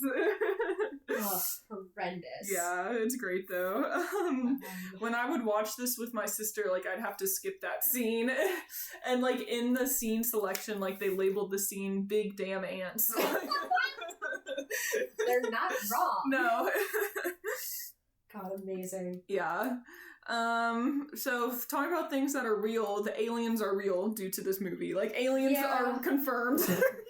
I was a little disappointed in that, not that, like, aliens are real, but in that, like, in all previous movies, it's been gods. And then we get to, like, the Incan and Mayan deities, and they're like, just kidding, their gods aren't real, they're just aliens. Yeah, it's not very And I was like, why don't they get gods? Yeah. Let them have gods. I guess they were sick of gods and wanted to do aliens. I want to learn more about the other gods. I want to learn more about Incan and No, Mayan I agree. gods. Like, I think... And they're like, no, they just have cool magnetic alien friends. Yeah, I like the god powers way more than just, like, other creatures sort of thing. Yeah. Like, especially in these movies, like, knowing that, like, gods are real, it adds, like, another layer of cool to it. Yeah. But, like, that's not to say it's not cool that aliens are real and came to Earth. It's just like universe. That's cool, but it's like... They could have had the Roswell one without having, like, the Aztec gods being aliens. Exactly. Yeah. Like, just make this an alien story without it being like, but also these are someone's gods. Yeah. They were just wrong and silly. Yeah. That was, like, really my only bone with that particular... And then we have, like, the friend Mac who betrays him. He's full on Benny in this. And this movie. Mac is very Benny. Mac is Benny because he just tries to, like, steal all the treasure and then he dies because of that. Like, he's like I only betrayed them for money. Yeah, it's just like a lot of money. I betrayed you for money, Indy. And then, like, he's dying at the end because, like, he's staying to get all the treasure, and he's like, "Let's go with the fucking treasure," and he's like, "No." I think will die. Actually. Yeah. And that exchange is so bizarre to me because he's just like standing there and Indy's on the stairs and he's like, "Come on, Mac, come on." And Mac is like, "No," and he's like, "No, it's gonna be too late. Grab the rope." I'm like, nothing has happened yet that you have to throw him the whip. Yeah. Just he only has to walk 4 steps. Yeah. The vortex hasn't opened yet. Yeah. He can. Why should he grab the whip? He's saying no, but he can still walk. The whip is not needed. No, he does grab the whip, and then the vortex opens, and then he like hovers for a little bit, dangling from the whip until he lets go. But the exchange of giving him the whip seems so silly when they're just standing 4 feet from each other. I like actually backed it up a little bit and like rewatched it. I was like, what? Yeah. Why is this necessary? It's a plot hole. I feel like the vortex was supposed to come in earlier. No, that would make sense. And then it was just like they didn't do that. Yeah, maybe. And just no one noticed. Yeah. But sometimes that happens. Yeah. I did like at the end in a very like funny kind of ironic way that the aliens are like, "Great, thank you for giving me my skull back. Yeah. I've been looking for that. So we are going to give you a gift." Yeah. And that gift was... Well, she asked for it. She did. But the gift was turning a woman's brain to soup. Like, knowledge of everything, which will definitely fuck you up. Yeah. Turned her brain to soup. Yeah. Destroyed a huge part of a section of jungle that people live in. And then flying away and leaving the destruction behind. That was just them trying to get out of there, yeah. And it just feels like, I don't think they understand what a gift is. Yeah. Like, great, thank you for killing a highly ranked member, I assume, of the KGB. Yeah. But, like, I don't think you quite... She also isn't the one who gave you the skull back, so I don't know why you're giving her the gift. I think, they were mad that it got stolen in the first place, so they were probably just, like, punishing them under the guise of it being a gift. That's a decent point. Yeah. Like, yeah, she can have that. Like, they're like, actually, we hate humans now. Do you know what we did back in the day? Like, you stole from us and no gratitude, we're just gonna leave now. Like, fuck you. That's what I got from that. Like, especially, like, in the end where, like, the alien looks at her, like, really mad. It's like, fuck you. So wait, the skull gets brought back from the tomb of the... Oriana. Yeah. What happened to the skeleton that was in, like, Area 51? Shouldn't that have needed to come back before they took off too? No, because it's like that alien didn't come with the original group. Oh, he just he came like just a full separate crew. Yeah, exactly. Okay, and it's kind of like teased like maybe he was like trying to find that original group and help them out, but like it never got that far. That makes sense. Yeah. Okay, that's fair. Mm-hmm. But yeah, I like this movie. I like the end of it because like Indy and Marion get married, and then really it's teased that like Shia LaBeouf was like the new Indiana Jones or whatever with the hat. Yeah. I thought that was honestly like I thought it was a good ending. I loved the wedding. I thought that was great. Yeah. I thought the like brief moment of him putting on attempting to put on the hat. I thought that was cute. It was very cute. I don't think there was ever a chance that Mutt would become the next. No, I agree. It's just like a nice little tease. It's just a cute little. But mostly because like Mutt is anti-education. Yeah, I know. And like he would be more of a treasure hunter. Really, he would be like strictly action hero. Yeah. Anti-education had like interest in what Indy was doing with like his archaeology. But he doesn't really care about the artifacts. That's not his thing. Yeah. So it's just like I was like he can't. Yeah. You specifically made a character who can't do that. Yeah. So I was just like, fascinating choice you've made here. I don't know, I thought it was nice. Yeah. I mean, it was very sweet. It was sweet. Cute. Yeah. For a cute ending. Yeah. But I was also like, you specifically made a character who would make a terrible successor. Yeah. But I thought it was a very sweet ending to it was the movie. Cute. Absolutely. Yeah. I liked it as like an ending to like up until that point, you know, because it's like we didn't know if we would get another one, so I thought it was like a nice little wrap up. It gives him a way to like kind of settle down, but then also like maybe go and like go out in the field with his son, or you know that his son can keep him like active because son is sword. That's one of his 3 traits. Sword, motorcycle, knife.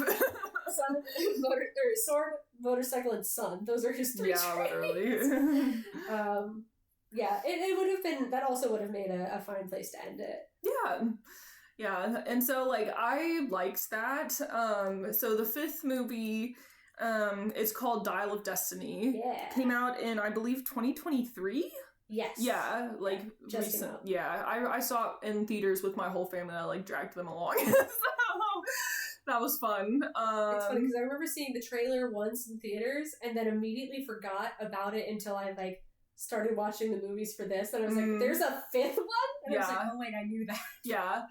And it's like when we went to see it in theaters, like we went in the morning and there was like nobody else and there was so nice. So that was great. But my thoughts on this one overall is like, I like it, but it makes me sad. That's fair. It makes me sad. Like, it's a good movie, but it, like, makes me sad because Mud is dead. And that makes me really sad. Because I'm like, you broke up the family. Makes me so but sad. His, like, only character trait, personality-wise, is rebellion. And his dad hates the war, apparently, despite fighting in it for, like, ever. Well, World War II is very different than the Vietnam War. Like, very different. I mean, that's very true, obviously. Like, it's a whole different story. Yeah. But, the only thing he could do to piss off his dad is to join the war. So, and then goodbye, Matt. Yeah, that was really sad to me. And then also, like, him and Marion, I mean, of course, as it usually happens after your child dies, it's like they're kind of separated / divorced, which also makes me sad. So, and in this movie, he's like a very, like, sad, cranky old man. Like, I did write in her, damn, when did Indy become a square? What the fuck? Yeah, and because that's obviously before I knew about Mutt and Marion. But, like, excuse me. I like it in the sense of, like, I mean, this whole series really shows, like, the lifespan. Yeah. Like, the 5th movie is all about, like, the last stage of your life of, like, you have done all that you're gonna do, basically, and you're, like, faced with, like, grief and anticipatory grief and, like, dying, the prospect of dying and stuff like that, and aging, and accepting what has happened previously. Yeah. I feel like that's a major core part of the movie, is, like, accepting the past and what happens when you don't. Yeah, because the whole thing is time travel, so it's like, oh, we can change the past. So it's like, no, actually, like, you don't want to do that. Maybe don't. So I think it's a very good movie. It just makes me sad, you know? I had a lot of fun watching it. Yeah, it was really good. I would, like, if to make this movie perfect in my eyes, like at the end, they would have, like after they did the time travel stuff, whatever they did to interfere would have brought Mud back to life. That would have made it perfect for me because I like a happy family. But the whole point was that they went back because they were always going to go back. That's the only thing the dial does. Dude, time travel just doesn't make sense to me. Yeah, but because it's always like, oh, like if you go back in time, well, you were always going to go back in time, you know, because the past. I mean, it depends on like what type of time travel, I guess. But this one, like the dial was only ever going to lead back to Archimedes. Yeah, so nothing can change because nothing did change. But I still think that they could have gotten away with like bringing Mud back. No one wanted to touch Shia LaBeouf. No, I understand that completely, but it still like makes me sad, you know. And also would have like changed Indiana's journey. It would have changed Marianne's journey, and I just like a happy ending, though. Not necessarily a happy ending. I understand that as well. Solid ending. Yeah. And I like more realistic. I love their ending. Yeah. I thought it was really solid. Honestly, really cute. It is good. I mean, I get where you're coming from. I like the happy family. I'm very undo the journey he took. I understand that as well, yeah. Like, that defeats the purpose. Yeah, and overall, that's why I think this movie is so good about, like, life and all of that, so... Because with life, you have to have some sadness and get through the sad parts, but it's still sad. So, yeah, I like it a lot, especially like with the aging part. Like Salah's in this movie, and he's also really old. Like Harrison Ford's really old. He's wrote 80. It down. He was 79 when it was filmed. Because he's 82 right now, so it's like full old man. So, yeah, I think he was maybe even 80 for some of it. Yeah, that would track, yeah. So the movie's set in 1969, like 10, 12 years after the other one. Yeah. The day of the moon landing, which is such a choice. They're very specific. They actually give us like a day. Yeah, like it is the day of the moon landing, which I know they did that so they could have like the parade scene, which is so good. Which I liked that scene. I enjoyed it because it's like, oh, he's like running away on a horse, like that's fun, and there's confetti everywhere, which doesn't make sense because it's just raining confetti like nonstop. It's ticker tape parade. It's so fun. And I haven't even mentioned yet, Mads Mikkelsen is in this. Mads Mikkelsen is in it. Like, I love Mads so much. Like, my family, like, it makes fun of me. They're like, oh, like, Mads was in that. Like, I'm like, I know. Like, thank you for informing me. It's like, every time they hear about Mads Mikkelsen, they tell me. Man, I know how I feel. I love it. He was great in this movie, too. He really is very good. He's a great actor in general. He does a phenomenal job. And so, like, also the beginning scene of this movie is a flashback to 1945, to the end of World War II. Like, it also sets the time period of, like, I think they, like, surrendered, officially, or, like, Hitler was in the bunker at this point or something, and, like, they're all falling apart, and it's, like, they lost the war. It's, like, very blatant, like, the war is over. Yeah. They're all lost. They're all scrambling of, like, we're gonna... to do things here and there. Yeah. And that's fun, you know, because, like, we rarely get that specific time in movies, I think. Like, we get, like, World War II, but not really, like, the aftermath or, like, the end of it. Mm-hmm. So that's really good. And then, so for that scene, they, like, de-aged Harrison Ford. Yeah. So I Googled how they did this because I wanted to know. So they used a mix of, they used, like, a body double. That makes sense. They basically did it the way that they did Luke Skywalker in I believe the Ahsoka show. Luke Skywalker, like young, like Mark Hamill's in it. And so like they use a mixture of CGI and AI, so that's how they did it. Unfortunately, they used AI for it. I mean, like, AI being used for that sort of thing makes sense, because you can't have a single person making every single thing move. It's hard. That's going to be like, I've set the parameters, and now the computer is running the model within the parameters. It's like the same. It's like the same thing they did also with Carrie Fisher in.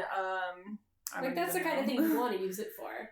I mean, because it's not generating anything new and unheard of. Like it's working within the parameters of the program you set. And I don't know specifically how AI works, but hopefully, like, this isn't negatively impacting the environment. I have no idea. Like, no more than any other art program would. Okay, like, I know generative AI really fucks with the environment, so... It's not just that they have mega servers running. Yeah, exactly. It's just that they're using tons of power that way. So... I mean, like, don't get me wrong, y'all, I am so anti-generative AI. Yeah. But these are the kinds of things that you do want to use it for. Okay. Because you have set the design. You have created the program. Yeah, it's just like you don't want to move every single like pixel. Like you set the program to run within your parameters. Okay. That's the kind of thing where it's like, this is what we made it for. Gotcha. So yeah, they did that, and then they also did it with their voices. So like they used the AI on Harrison Ford's voice. I'm pretty sure. Interesting. Yeah. And I think it looks good. Yeah. I put the CGI to make everyone young at the beginning is good at first glance. The more you look at it, the more uncanny valley it becomes. Yeah, but like... it's, you gotta kind of like... And I think I figured out the more I watched, because you get that second flashback later in the middle. And I think the thing that kept getting me is that, like, as Harrison Ford got older, the proportions of his face changed. Like, his nose is longer. And they didn't quite, like, adjust it fully back to his younger face. And so, like, his nose is a little longer than it should be. Something's not quite right around the eyes. It's nothing you would notice at first glance, but like the longer you watch it, like something's I like don't you can know tell. What, but something's not quite right here. Yeah. But it's definitely not a bad job. Yeah. It doesn't stand out immediately. It's just like because I know this man is much older than he is, I'm curious about how this works. And then it's cool. You start to watch for it. So I remember it was really well done. Yeah, it was really well done. I remember seeing this in the theaters and like I wasn't expecting that, and I was like, this actually looks really good. Yeah. Like I was impressed, you know? For sure. Same. I was like, oh, we're 40s. What? Yeah. So they did a good job with that, and they also de-aged Mads Mikkelsen's face that scene because like he's also like, I don't know, at this point, I used to know, like, 55 or something, so he's definitely got some wrinkles, so they, like, de-aged his face as well, so it's good. I have the IMDb page up for this movie. I was gonna look him up. Okay. Find it easy access. I used to know. But I don't think I have it. He's definitely at least 50, probably 55 is my guess. Tracks. They're not giving me his... Oh, he was born in 65. Oh gosh, I don't know. I mean, my dad was born in 65, so I think he's 54, 55. I can also just Wikipedia him, because they say their age on Wikipedia. Stop. Oh, he's 59. Does that mean my dad's 59? that would make sense. Yeah, because it's 2025. Yeah, he'll be turning 60 this year in November. Damn, my dad's going to be turning 60 this year. That's crazy. Yeah. He was born in Osterbro, Copenhagen. I definitely butchered that, but I don't know. Copenhagen. Well, Copenhagen I felt confident about. I don't know how to pronounce the town. It's got the specific with little town. Like, a line through it. I have no idea. I don't know how to say that. Yeah, Danish works. Yeah. Anyway, that's Mads Mikkelsen. He's in it. He's wonderful. Love him. He's always good. Yes. I feel like he plays a lot of the same characters though, which is just like menacingly intelligent. I mean, he does a great job. He does a great job. Yeah. He plays that role very, very well. Yeah. But there's like one moment where he like leans forward and then says something like very philosophical and like with just a touch of menace in his tone. I was like, okay, hi Hannibal. Yeah. Hi Hannibal, get the fuck out of here. I'm here to watch Indiana Jones. I was like, but no, he was great. He was fun. My first thought is if you want to see a non-serious Mads, you should watch Men in Chicken. What is that? It's so weird. It's so weird. I don't even want to explain it because it's so weird. But I mean, it's a Danish movie. It's very weird, and he plays like a super weird guy. Like it's so different than Hannibal, so you should watch it. Incredible. I also should probably get around to watching Rihanna's music video. Yeah, he does. Where he played. How did he phrase it? The bitch. After all, I am the bitch. I remember hearing about like he was telling his kids like, oh, like Rihanna asked me to do this, and he said that the kids said like, if you don't do this, I'm gonna fucking kill you. Incredible. Yeah. I love it. I was gonna say something else about him. Oh, in this movie, he's like so racist because obviously because he's a Nazi. Yeah, he's a Nazi. But it's like they really like highlight it in the first time we see him in the hotel when he's like talking to like the waiter guy. It's like insanely racist, and that guy's just like, I need to get out of here. Like, I don't want to talk to you. He's like, oh, where are you from? The guy's like, Queens or Brooklyn. Yeah, he's like, no, where are your people from? And he's like, I was born in the Bronx. That question always indicates racism. Like, no, where are you really from? Like, what do you mean, where the fuck am I? Where are you really from? Like, it's so racist. Like, it was horrendous. It's and crazy. Then we had, oh my god, I'm trying to remember her name. That wonderful like CIA agent. Yeah. Who hung out. She deserved to be in that movie. She was great. She was much longer than she was like way more professional than I would have been. Right? I possibly would have thrown him out. Yeah. She was so cool. I was like, as soon as they like killed her, yeah, I was like, there's time travel in this movie. We could still get her back, right? Unfortunately. We can get her back. Apparently that's not how this time travel works. Like, no, she's so cool. Yeah. God, she was really neat. Where is she in this cast list so I can tell you her name? And like also the actress, because she was really good and pretty. Mm-hmm. Don't know. It doesn't matter. We can keep going. Yeah. I'll just shout it out when I find it.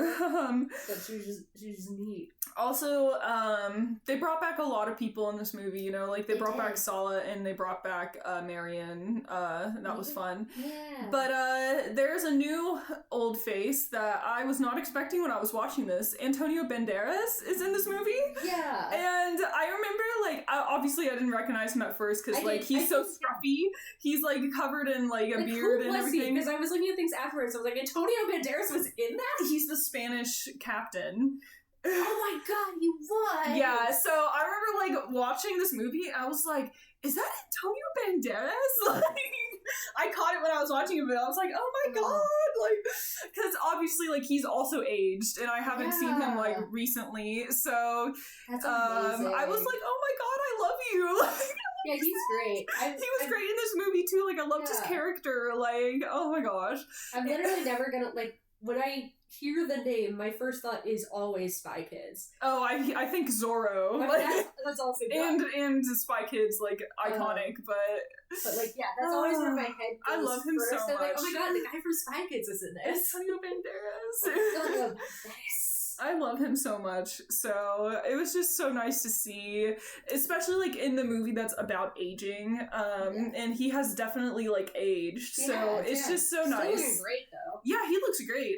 But it's just really nice to see. So he's also in the new Uncharted movie. If you saw that, I did not. Okay, he's in that. Nice. Yeah. I think he, like, dies in it. Oh, no. But it's nice to see him, you know, in movies again. Like, yeah, sure. Yeah, so that was fun. Fun. Love him. Yeah. I give up. I think I'm just scanning too fast and also trying to focus on the conversation. Rip, so okay. I'll put it in the Discord. Okay, that's fine. Because I want to credit her because she was amazing. Yeah. And I'm so sad when she died. Yeah.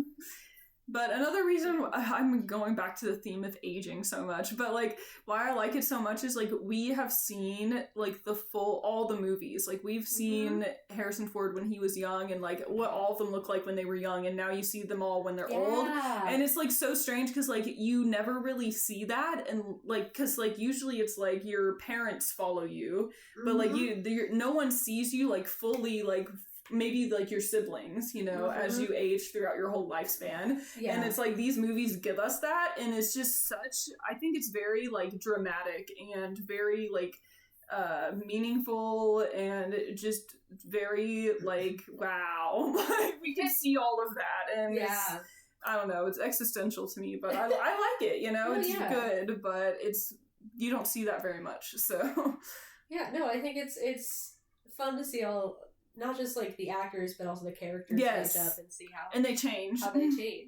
Yeah. Like we saw Marion in 3 of the movies, and we see her go from like, you know, spunky adventurer, gonna punch Indy in the face. More, like, taking risks. Yeah, to, like, Mom. just as bold and stubborn, very stubborn, but a bit more reserved, I'd say. Yeah, a little bit less willing to take out. Well, I shouldn't say that. She drove off a cliff. I know, but like it's always less confrontational, a little more calculated, I guess. Yeah. Like when she was when they were held captive, she wasn't the one making moves to get out. Yeah. She's gonna hold back. She's more reserved. Learn the scene. Yeah. And then like in this one, we only get her for like a second. It's only a minute, but it's just a little sweeter, a little mellowed. From time being more like part of a family, and then also being on her own again. Yeah, definitely. And so we get to see like the growth of the character as well as seeing just the actress age as well. Yeah, definitely. I feel it's so nice. I feel the same way about Salah's character because like we see him in 1 and 3, and then we see him in this movie, and they talk about like after the third movie, basically like after World War II, like they moved to the US, and it's just like how that has changed so much, like that's really cool. Indy helped get him over during the war. Yeah.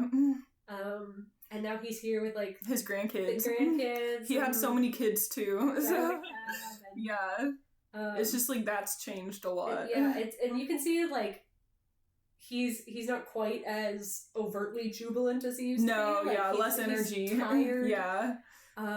But still, like he has that sense of adventure. He was like, I got my passport. Like, let's fucking go. I love Salah. I know.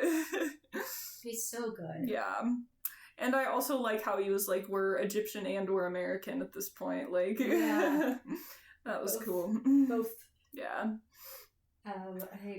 It's a good movie, and it's definitely a conclusion. Yes. Yeah, like they can't make another one, and they're not going to make another one. So I think it's like really good conclusion. Mm-hmm.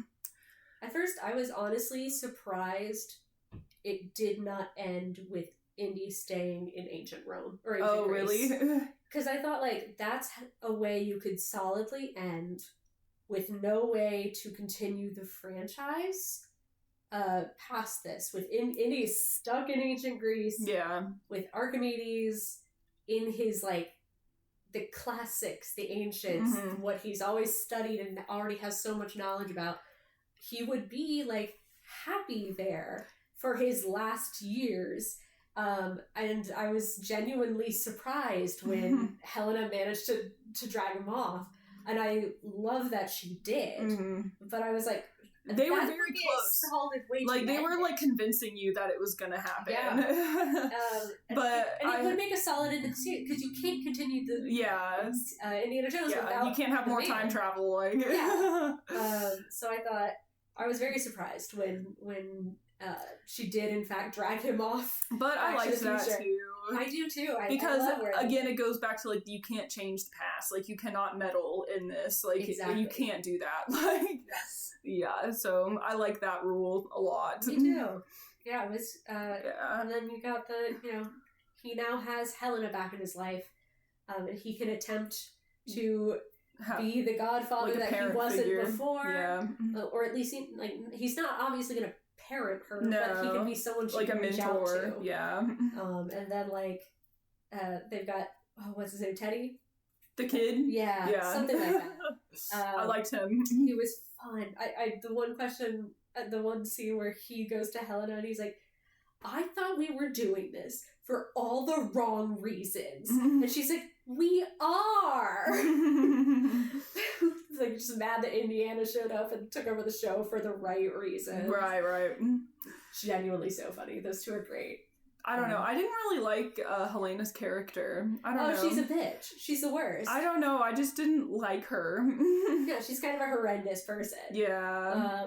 I think, but there was definitely like as the movie went on, she gets better. She like stops being, or not stops, but like slows in her defensive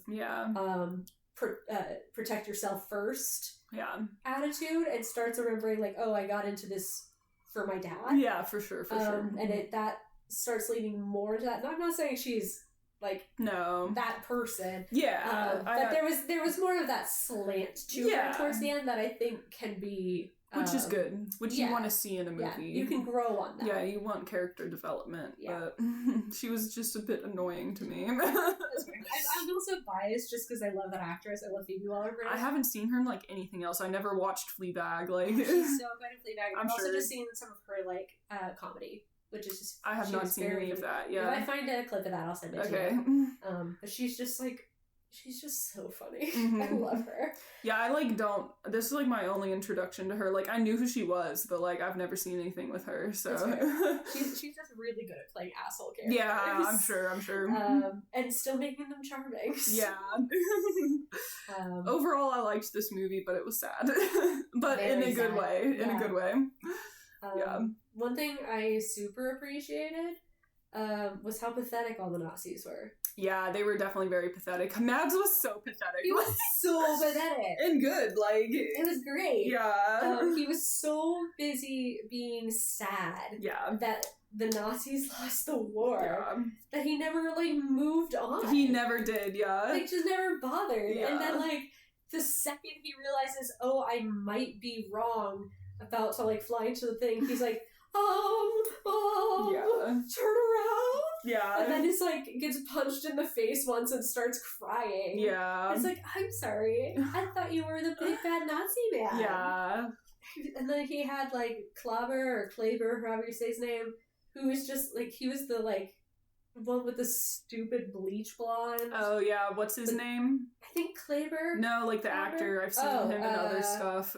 I forgot what his name is. He was Boyd Holbrook. Boyd, yeah. He's a great actor. I like him. Great actor. I hated his character so much. Of course, he's awful. He's also a Nazi. Yeah. He's just, like, annoying at all times. Always has to say something. And, fucks up everything he does. Yeah, just they're all like, "Hi, we want to go in and do X, Y, Z." And he's like, "What if I shot everyone?" What? Yeah, exactly. Like, like no, just crazy. You can't just do that. Yeah. And then the big guy, his only job was being big, which, to be fair, he did do a very good job of that. Yeah, but he still died. Yeah, I mean, he let a child trick him and drown him. Yeah. And admittedly, I was sad, not because the Nazi died, but just because I wanted to see more of Big Man. Yeah, more fights and stuff. He was cool. He's 7'2". No, yeah, definitely.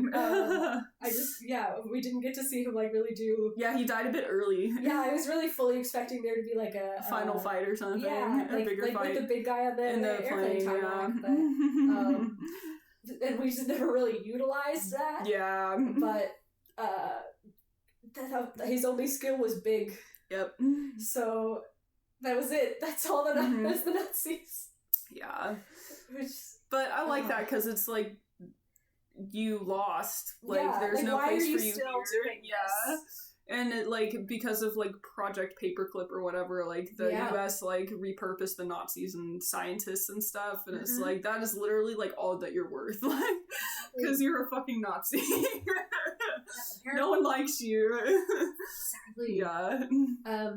Matt's character, Jürgen Voller, I saw was modeled after real Nazi Werner von Braun. Yeah, I've heard about him a lot. And it's he was recruited via Operation Paperclip, like you just mentioned. Yep. An alleged ex-Nazi. There's no such thing. And a rocket scientist who like helped build rockets and stuff for missiles and shit that were used in World War II. Yep. And then was recruited to U.S. intelligence and stuff like that. And helped develop Saturn V, which enabled Apollo to reach the moon. Yep. So like it's very like one-to-one on that. Yep. But I thought it was interesting how like directly one-to-one this man was with like a real human person. Yeah. And apparently von Braun has like various public funded buildings and shit with his name on it because he's like, oh yeah, look how much he contributed to our space program. Don't worry about his history. I think it was like a secret for a while that he was a Nazi. Yeah, so like not everyone really knew that. It's very much like look how much he like contributed to our space program and our progress moving forward. And then it was like, no, don't look into that, please. Actually, we're just gonna look at the NASA stuff. Yeah, because then some people were like, isn't this the guy? Like, didn't this guy like build the bombs that hit us? Actually, yeah. So which I just like, wow, that's and I mean that's the good thing about movies is like it tackles real life issues and makes you aware of them. So but fucking Operation Paperclip. I know. Yep. One thing I did look into because I was curious, I did look into the Antikythera, the like I mechanism. did too, yeah. For those of you who have not yet watched the movie, that's essentially the time travel device. That's the MacGuffin for the whole movie. Yeah. It's on display in a museum. Yeah, it's I think in Greece. That would make sense. Yeah. It's the oldest known example of an analog computer. Yep, very cool. Can be used to predict astronomical positions, eclipses, and the Wikipedia thing said the 4-year cycle of the Olympics. Yeah, because that's what they cared about in ancient Greece, man. Some scans of the device suggest it had 37 bronze gears, followed the moon and sun moving through the zodiac. There may be a piece missing still that could calculate the 5 classical planets, which are the ones you can see with the naked eye. Yeah. Venus, Jupiter, Mars, Mercury, and Saturn. It's super cool. It's believed to have been constructed by Hellenistic scientists as early as 205 BC or as late as 87 BC, which is actually like... Not that long ago. Yeah, but it's actually like 100 years before, after Archimedes. Yeah. So like...